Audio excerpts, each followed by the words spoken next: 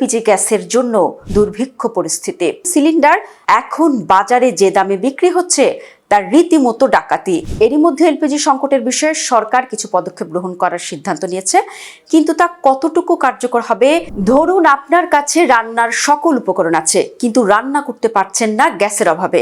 ঢাকার ফ্ল্যাট বাসায় লাকড়ির চুলাও নেই রান্নার উপায়। এমন অবস্থা চলছে দিনের পর দিন। এলপিজি গ্যাস দ্বিগুণ দামেও অনেক সময় মিলছে না।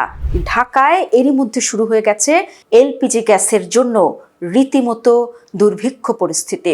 দিশেহারা অবস্থা ঢাকাবাসীর। সন্তানের মুখে খাবার তুলে দিতে হিমশিম অবস্থা অনেক বাবা মায়ের। চারিদিকে যেন নীরব দুর্ভিক্ষের মতো পরিস্থিতি।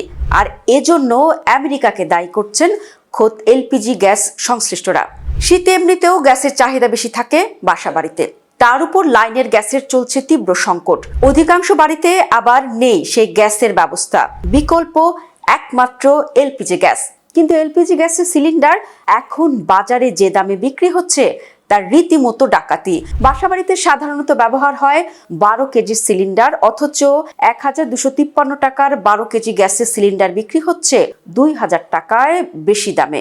অনেক সময় টাকা দিয়েও মিলছে না সেই কাঙ্ক্ষিত সিলিন্ডার। সরকার নির্ধারিত দামের চেয়ে 500 থেকে 700 টাকা, এমনকি 1000 টাকারও বেশি দাম দিয়ে কিনতে হচ্ছে এলপিজির সিলিন্ডার। এরই মধ্যে বিশেষজ্ঞরা সতর্ক করে দিয়ে বলেছেন, সামনে এই অবস্থা আরো ভয়াবহ আকার নিতে চলেছে।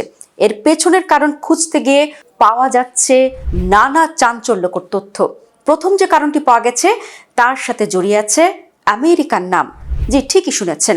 জানা গেছে বাংলাদেশে এলপিজি আমদানিতে ব্যবহার হতো এমন 29টি জাহাজ যুক্তরাষ্ট্রের বাণিজ্যিক নিষেধাজ্ঞার মধ্যে পড়েছে।